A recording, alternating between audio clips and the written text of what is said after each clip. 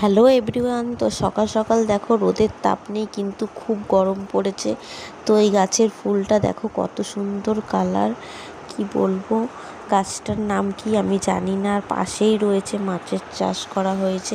তো দেখো কত মাছ দেখা যাচ্ছে। তো যাই হোক, যেখানে যাওয়ার জন্য রেডি হয়েছি সেখানে বেরিয়ে পড়ি।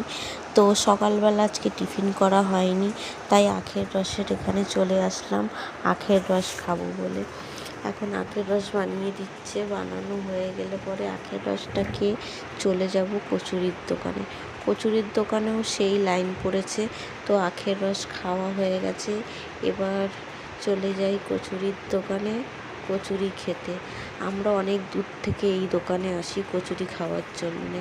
আমাদের ওইখানটা না মুড়ি আর ঘুগনি পাওয়া যায়, আর পরোটা পাওয়া যায়। আমার পরোটাটা সেরকমভাবে খেতে ভালো লাগে না, তাই এইখানেই কচুরি বরাবরই খাই। তো কচুরির সাথে ঘুগনিটা নিয়ে নিয়েছি, খুব ভালো বানায় তরকারিটা।